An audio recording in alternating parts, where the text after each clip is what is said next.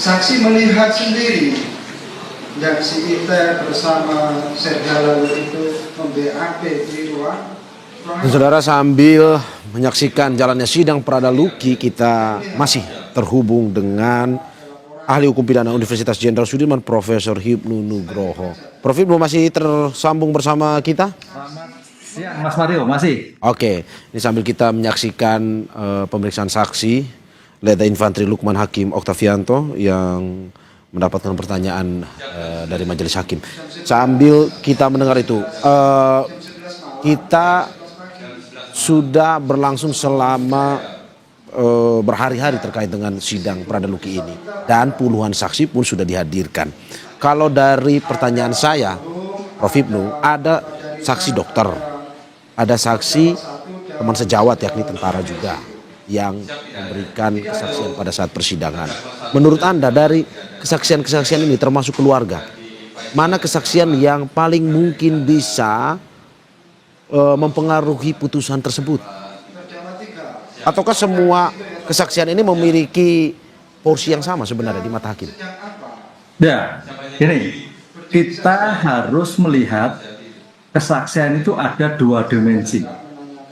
Ya. Namanya kesaksian acak, kesaksian yang memberatkan.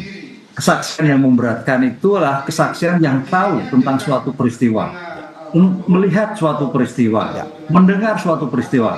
Saksi acak itu adalah dihadirkan dari auditor militer. Mungkin ini yang sedang diperiksa ini. Itu pasti saksi-saksi yang mengetahui akan terjadinya penindakan atau tanda petik istilahnya penganiayaan yang terjadi tersebut. Nah, yang kedua, saksi adecak. Saksi adecak itu adalah saksi yang meringankan. Itu nanti biasanya diajukan oleh penasihat hukum. Nah, penasihat hukum, kita tidak tahu penasihat hukumnya ini, karena dalam dua militer itu penasihat hukum ada dua dimensi, atas tunjuk atau atas perintah. Nah, itu. Kalau atas tunjuk itu berarti Mahkamah Militer POM itu menunjuk sendiri anggotanya yang berposisi sebagai penasihat hukum atas perintah, atas tunjuk. Tapi kalau atas perintahnya perintah kan atasan. Tapi kalau atas tunjuk berarti keluarga Prada Luki mengambil penasihat hukum dari non militer, orang umum. Itu diberikan kesempatan seperti itu juga bisa ya, Prof ya? Oh bisa, bisa. Jadi namanya penasihat hukum itu ada dua dimensi, atas perintah atau atas tunjuk. Kalau atas perintah, pimpinan sendiri memerintahkan sebagai penasihat hukum atas keluarga Prada Luki. Atau Prada Luki itu kan diberi kesempatan atas tunjuk penasihat hukum lain, yang mungkin tanda petik mungkin lebih enjoy, egaliter kan, karena militer kan bicara pangkat gitu. Itu Mas Mario. Ini yang mungkin dihindari, sehingga kalau kita melihat berbagai kasus militer itu lebih banyak pada penasihat hukum yang umum. Nah, gitu. Kalau umum itu tidak ada sekat-sekat kan gitu. Tapi kalau dalam hal militer ada sekat, kaitannya kepangkatan. Ini yang dua dimensi ini ya, walaupun memang tidak tertulis, tapi secara praktek namanya jalur komando dan di luar jalur komando. Nah, kalau lihat seperti itu. Nah, yang menarik di sini, makanya kalau ini kasus-kasus saksi-saksi yang disampaikan oleh auditor, berarti adalah saksi-saksi yang meletakkan bagaimana dia mengetahui atas suatu peristiwa. Jadi meyakinkan tentang surat dakwaan yang dibuat oleh auditor militer. Lah, baru sekarang hakim sekarang itu menerjemahkan apa yang diperiksa tadi. Misalkan tadi kita mendengar contohnya dalam suatu serah terima, apa yang diserah terimakan, berapa jumlah anggotanya, berapa yang tidak hadir kena apa kan? Ini sebagai bentuk pertanggungjawaban. Jadi apakah ditulis dalam suatu pertanggungjawaban atau tidak? Kalau memang pimpin loh, kok tidak dilaporkan, berarti ada sesuatu yang disembunyikan. Gitu Mas Mario. Ini akan melihat sebagai bentuk pertanggungjawaban. Satu, kalau kaitannya dengan dokter ini menarik. Dokter sebagai ahli forensik, yang disebut kedokteran forensik. Kan itu untuk melihat luka-luka yang terjadi. Pertanyaannya kemarin, kalau yang disampaikan keluarga korban yang kita mendengar dari luar sampai adanya limpa sampai dalam, pertanyaan itu apakah dengan benda tumpul atau benda tajam?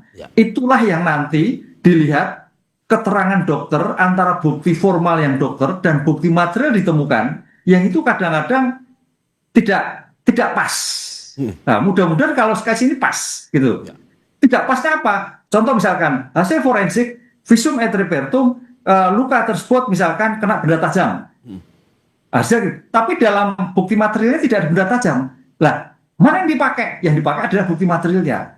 Makanya di sini kalau kita lihat nanti kasus Pradaluki itu tentang lukanya, kemudian hasil, kemudian lipat dan sebagainya, berarti keterangan dokter bisa disampaikan.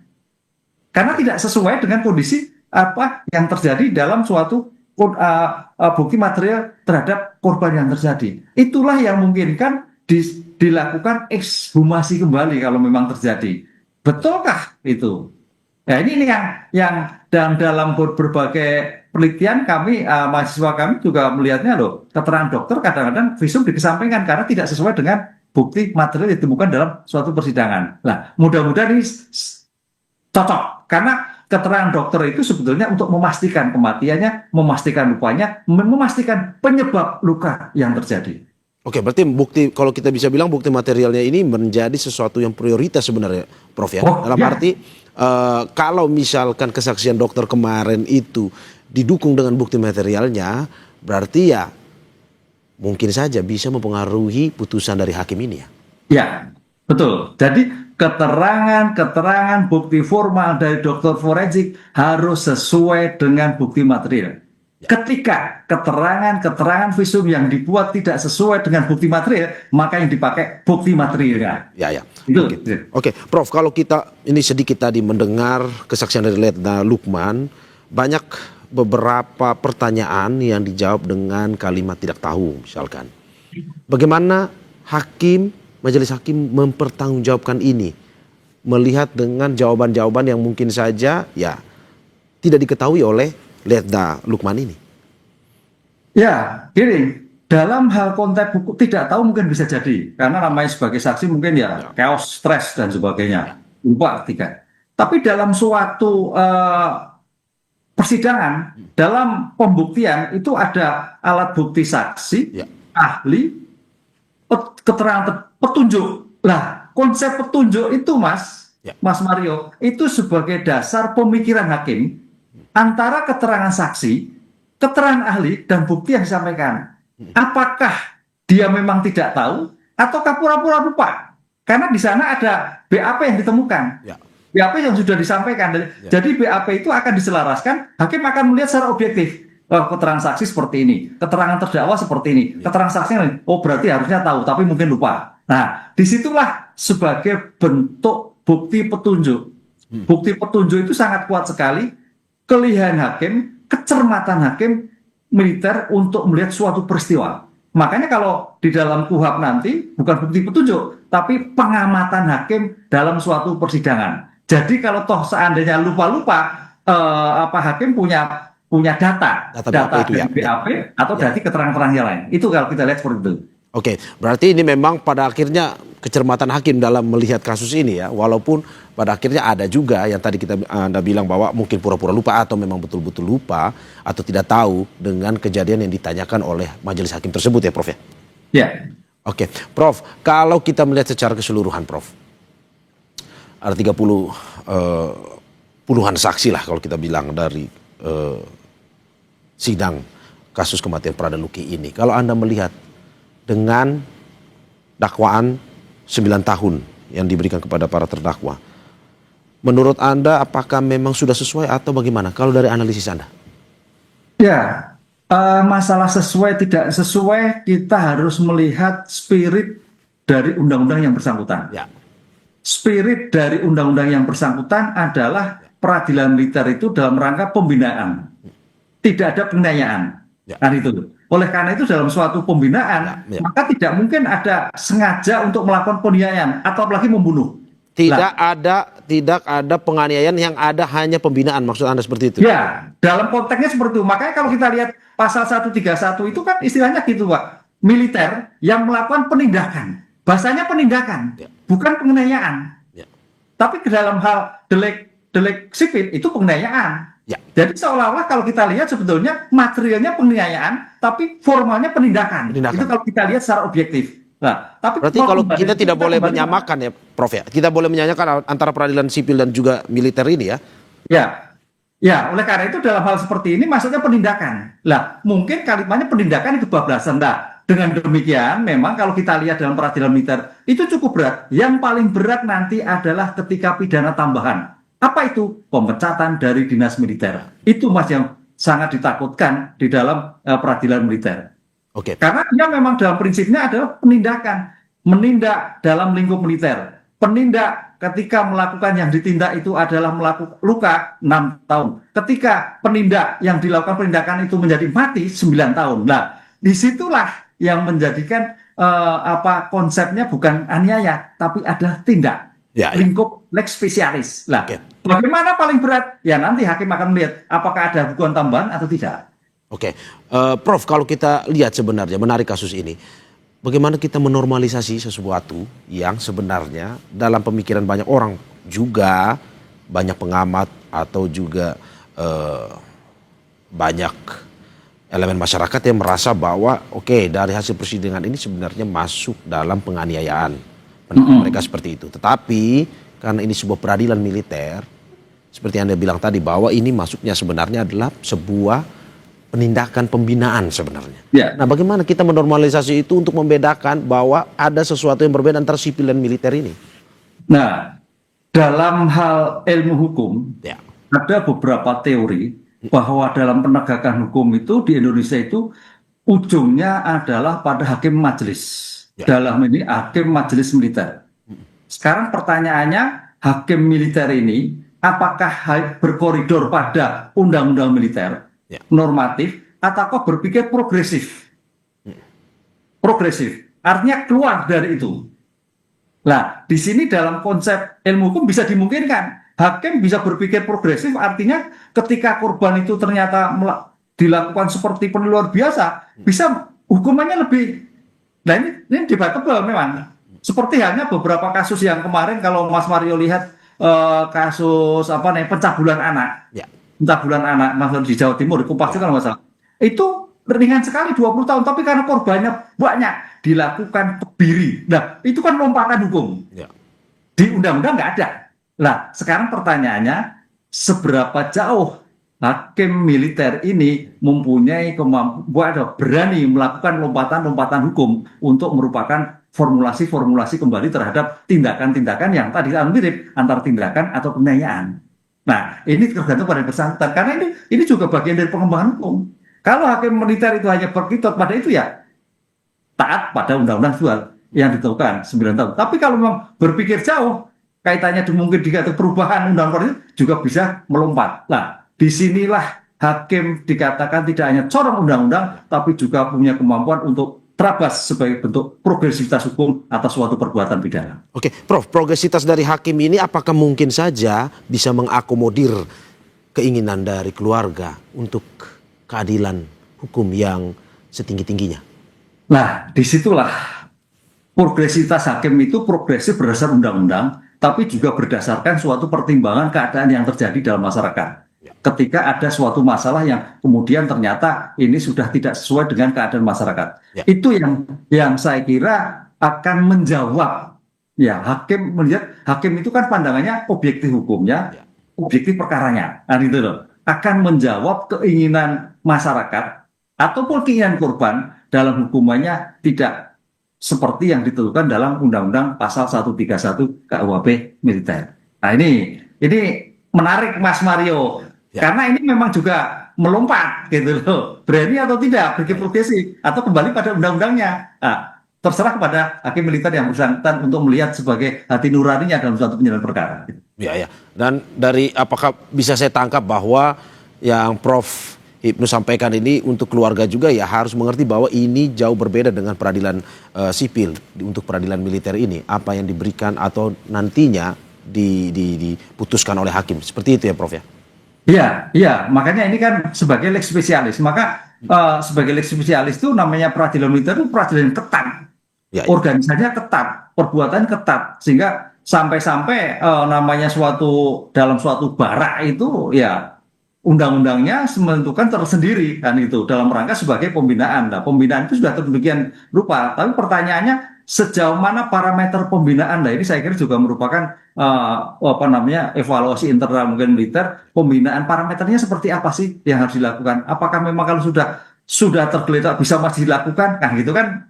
Saya kira ini mudah-mudahan menjadikan evaluasi di dalam suatu satuan-satuan di dalam militer gitu. Oke, oke Prof. Kalau kita ini masih dengan evaluasi sidang dari Pradaluki juga. Kalau Anda melihat sampai saat ini ada beberapa memang desakan dari masyarakat juga, ya kita bisa bilang bukan intervensi, tetapi ada hal-hal lain di luar persidangan yang ikut ya meramaikan lah terkait dengan kasus kematian Pradaluki ini. Menurut Anda, perlukah majelis hakim mendengar itu? Selain dari keluarga ya misalnya, pendapat hukum yang lain pun, termasuk juga ya kalau kita bilang ada anggota Dewan Perwakilan yang juga memberikan perhatian ya untuk ini. Apakah perlu sebenarnya? Ya, saya kira perlu juga ya, karena suatu hukum itu suatu berubah ya. Dinamika hukum itu berubah. Dinamika masyarakat itu berubah. Jadi perkembangan-perkembangan yang di luar juga harus direspon karena hukum itu dinamis kan gitu loh. Apalagi sekarang adanya misalkan sahabat peradilan. Sahabat peradilan itu untuk meletakkan bukan intervensi, tapi mempercayakan pengadilan untuk betul-betul objektif, betul-betul mendengar, betul-betul juga melihat aspek-aspek yang di luar. Karena kecintaan pada peradilan. Ini yang sekarang berkembang sahabat-sahabat peradilan itu. Ini jadi bukan intervensi sebagai wacana, tapi kembali lagi nanti memang dalam konsep peradilan militer ini apakah masih tunduk pada undang-undang yang sudah ditentukan, apakah berpikir progresif terhadap pengembangan terhadap korban-korban yang terjadi di kemudian hari ini. Ada dua pilihan yang saya kira semua pada domain hakim, karena hakim itu sebagai terakhir dalam suatu putusan yang akan melihat secara objektif. Mudah-mudahan Mas semuanya didengar dan seperti ini sehingga sebagai bentuk perbaikan ke depannya. Ya, kenapa saya bertanya seperti ini karena banyak yang ya mengikuti juga persidangan ini dan pada saat itu juga merasa heran dengan yang tadi kita bilang bahwa pembinaan tetapi dinilai bahwa kebablasan. Ada beberapa kesaksian yang mungkin yang kita tidak bisa sampaikan secara gamblang di sini yang di luar akal sehat kita dalam konteks pembinaan tersebut. Nah, banyak yang mengatakan bahwa ini sudah di luar pembinaan, ini maksudnya penganiayaan sebenarnya. Tapi apakah memang kita tetap harus dalam koridor hukum militer seperti itu masuk dalam pembinaan atau gimana, Prof? Ya, kita ada perspektif. Ya. Makanya di sini perspektif. Sebagai hakim penemu hukum, hakim pengembang hukum, masukan-masukan masyarakat, masukan-masukan media, itu saya kira sebagai bentuk sangat dicerna. Bagaimana putusan ini, karena ini masuk peradilan, Mas. Ya. Sehingga kuncinya adalah seberapa besar hakim militer ini berpikir progresif ke depan, saya katakan tadi, dengan melihat perkembangan yang terjadi, melihat kondisi yang terjadi. Saya kira sebagai bentuk majelis hakim juga melihat dengan PW-nya, ini bukan lagi masuk pembinaan, ini sudah masuk pembinaan. Saya kira pasti sebagai manusia, apalagi ahli dalam bidangnya. Saya kira pelatih pun juga sepertian. Cuman pertanyaannya, kita masuk pada ranah-ranah yang sudah ius constitutum yang tertulis, atau kita berpikir ke depan sebagai ius pengembangan hukum. Nah, itu suatu pilihan. Makanya sekarang ini mencoba penemuan-penemuan hukum baru, progresif baru, ketika terhadap suatu hukuman sudah tidak sesuai. Apalagi kondisi materialnya tidak sesuai dengan perkembangan apa yang terjadi dalam lingkup norma hukumnya. Jadi jangan sampai kita hanya norma hukumnya itu penindakan, materialnya adalah penganiayaan. Ini yang saya kira perlu diselaraskan. Oke. Saya akan kutip juga salah satu ini Prof, kesaksian yang disampaikan bahwa dari ada beberapa kesaksian sebelumnya, sebelum hari ini. Saksi mengatakan atasan korban yang juga terdakwa mengetahui adanya penganiayaan terhadap Pradaluki, namun tidak mencegahnya. Apakah memang kita bisa bilang ini tetap masuk dalam pembinaan atau ada unsur kesengajaan atau kelalaian di sini? Nah, sekarang pertanyaannya begini. Unsur kesengajaan berarti ada niatan melawan hukum. Unsur subjektif menghendaki mengetahui. Nah, menghendaki mengetahui sebagai bentuk mens rea atas luka, atas yang terjadi. Nah, kalau dalam hal seperti itu masuk kualifikasi sana bahwa tindakan itu melawan hukum sampai meninggal, kan itu loh. Tapi kembali lagi ini tidak bisa ketemu Mas dalam konsep peradilan militer itu penindak. Nah, penindak itu penindak yang berlebihan menurut bahasa saya. Kalau bahasa hukum, bahasa di luar militer ya itu sebagai kesengajaan untuk melakukan suatu penganiayaan atau pengelalaian. Karena dalam suatu militer itu apa ya, malah saya pikir mohon maaf keliru, nggak ada kelalaian. Karena berprinsip bahwa militer itu di atas segalanya dalam hal kemampuan, kecerdasannya, sehingga apa yang dilakukan itu jelas. Ya, oke. Jelas apa yang terjadilah. Dengan demikian kembali lagi domain hukum tadi. Saya tidak bisa mengarah ke sana, hanya pandangan hakim nanti mau kemana. Apakah tetap pada aspek norma ataukah bisa beranjak keluar sebagai butuh hukum ke depan. Oke. Prof, sambil kita mengikuti juga sidangnya, tahan sebentar Prof, kita tetap dengan diskusi yang menarik ini, tapi kita saksikan usai jeda berikut.